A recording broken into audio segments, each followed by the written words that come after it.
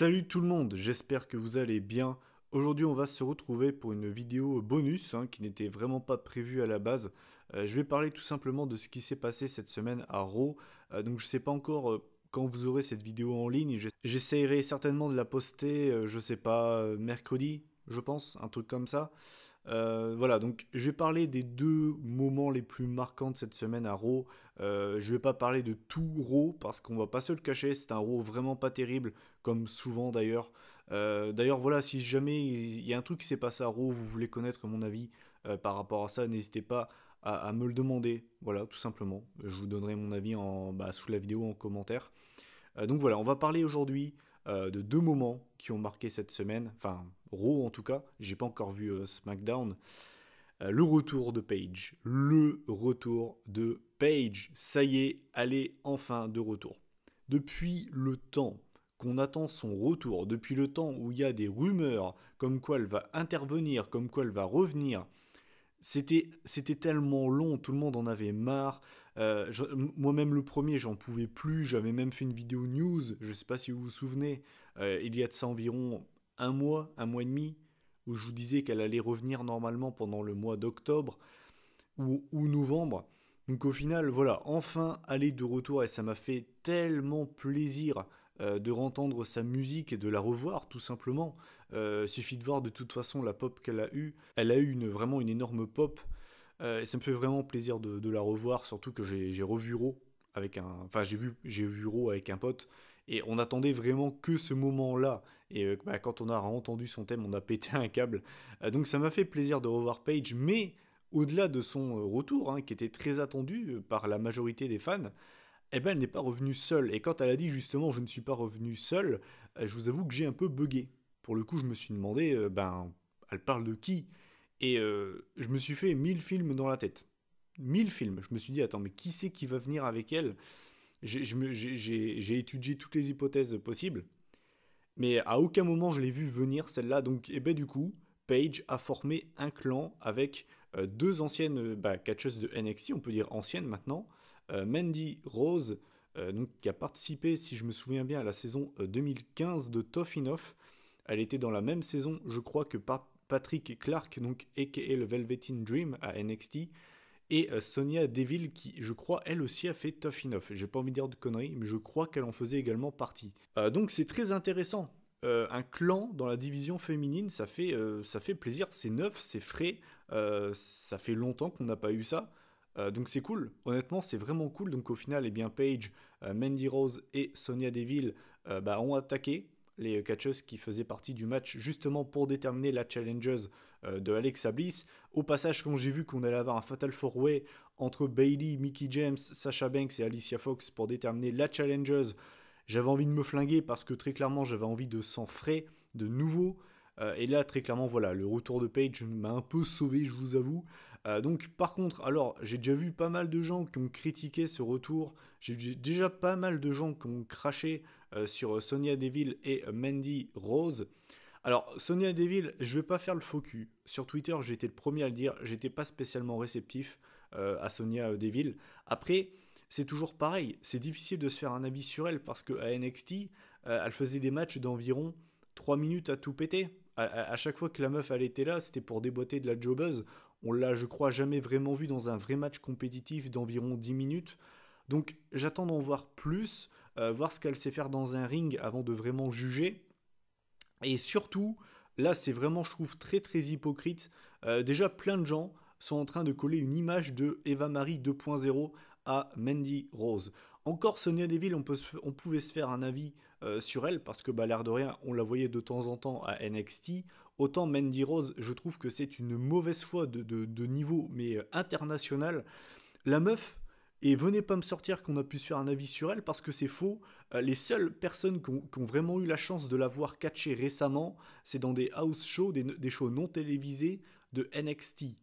Donc il faut arrêter de dire que la meuf c'est Eva Marie 2.0. Vous ne l'avez jamais vu catcher, en tout cas récemment, donc arrêtez. Moi-même je ne l'ai pas vu catcher, donc je ne vais pas commencer à lui mettre une étiquette sur le dos avant même de l'avoir vu catcher, avant même de l'avoir vu faire une promo. Donc voilà, j'attends d'en voir plus de Mandy Rose. Maintenant, si elle est mauvaise comme Lana, c'est en fait, je vais tenir le même discours que Lana. Lana, je l'avais dit, c'est pareil. Je me doutais que ça allait pas être fou, mais j'attendais de la voir dans un ring avant de l'enterrer. Et ben Mandy Rose, c'est pareil. J'attends d'en voir plus avant de vraiment lui cracher dessus. Surtout qu'en plus de ça, les gens qui ont été la voir en house show apparemment en disent du bien. Donc c'est pour ça que je vous le dis, lui mettez pas une étiquette. Attendez d'en voir plus avant de vraiment la juger. Donc tout ça pour dire que ça me fait plaisir de revoir Paige, de l'avoir formé un clan avec deux catcheuses inattendues. Donc bah, c'est vraiment cool et j'attends vraiment d'en voir plus pour me faire un avis sur ce clan. Et ensuite, le second gros moment de ce Monday Night Raw, eh bien c'est la victoire de Roman Reigns dans le main event face au Miz pour le titre intercontinental. Et donc bah, voilà, nouveau champion intercontinental Roman Reigns. Je vais être assez rapide sur ça. Tout ça pour dire que ça ne me dérange pas. Vous vous attendiez peut-être à ce que je lui crache dessus parce que j'aime bien le Miz et que je l'ai défendu corps et âme sur cette chaîne depuis environ un an, voire même plus. Mais je suis désolé, j'aime bien le Miz, hein, c'est pas une question de ça. Mais vraiment, je veux dire, il faisait quoi avec le titre? Rien. Je veux dire, le mec n'a rien fait d'incroyable avec le titre, il a pas eu un règne flamboyant. Et puis ben voilà. Et puis bon, je pense qu'il a goûté assez au titre IC. Je veux dire, le Miz et le titre IC, on en mange depuis quand même un bon moment. Donc moi, ça me dérange pas.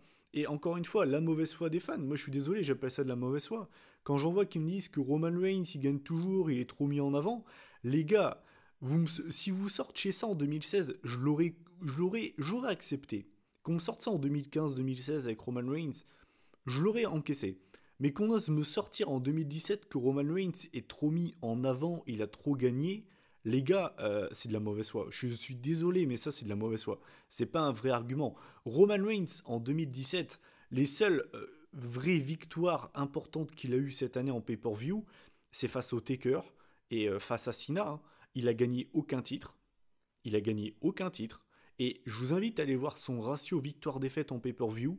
Il est vraiment pas terrible. Hein. Vraiment, je vous invite à aller voir son ratio victoire-défaite cette année en pay-per-view. Il est vraiment pas terrible. Donc quand j'en vois qu'ils me sortent que Roman Reigns, il gagne toujours, il est trop mis en avant, stop, il faut arrêter. Il faut arrêter cette rage, cette haine envers Reigns complètement gratuite. Il faut arrêter. Parce que les gars, vous vous décrédibilisez vraiment. C'est mon petit coup de gueule. Que ce soit pour Reigns ou pour les débuts de Mandy Rose et Sonya Deville, c'est un coup de gueule mêlé, jumelé, parce que j'en ai plein le cul des fans de catch qui se plaignent avant même soit d'avoir vu ce que ces personnes valent vraiment, et les gens qui crachent sur Reigns H24 pour que dalle. Arrêtez de vous plaindre. Je veux dire, ça va peut-être vous surprendre, mais moi, ça ne m'a pas dérangé, cette victoire. Donc j'attends de voir ce qu'il va faire, Roman Reigns. Attention, et je préfère le dire, hein, je suis pas fan de Roman Reigns, et je défends certainement pas ses précédents règnes, qui ont tous été mauvais. Hein. Je dis pas que le règne de Roman Reigns sera incroyable, hein. Attention, hein, me faites pas dire ce que j'ai pas dit. Mais j'attends de voir ce que ça va donner, et je crache pas sur cette victoire. Donc au final, ben voilà. C'est tout ce qui s'est passé pour moi pour Euro cette semaine, en tout cas de marquant. Le retour de Paige et Roman Reigns qui devient Grand Slam champion, champion intercontinental. Et puis ben voilà, pour moi c'est les deux points marquants de ce Raw. N'hésitez pas donc, ben, comme d'habitude, à donner votre avis en commentaire sur ces deux grands moments. Ce que vous pensez du retour de Paige, ce que vous pensez de la défaite du Miz. Et puis ben, comme je l'ai précisé en début de vidéo, si vous avez des choses à me demander sur ce qui s'est passé lors de ce Raw, que je n'ai pas précisé dans cette vidéo, ben, n'hésitez pas tout simplement à me le demander, je vous répondrai sans problème. Nous, on se retrouve dans quelques jours pour une prochaine vidéo, je ne sais pas exactement quand, j'ai pas encore vu SmackDown, je sais qu'on a peut-être Jinder Mahal contre AJ Styles je crois pour le WWE Championship, si jamais Jinder gagne, je vais peut-être en refaire une vidéo, c'est possible, donc voilà, enfin bref, d'ici là, prenez soin de vous, portez-vous bien, salut tout le monde.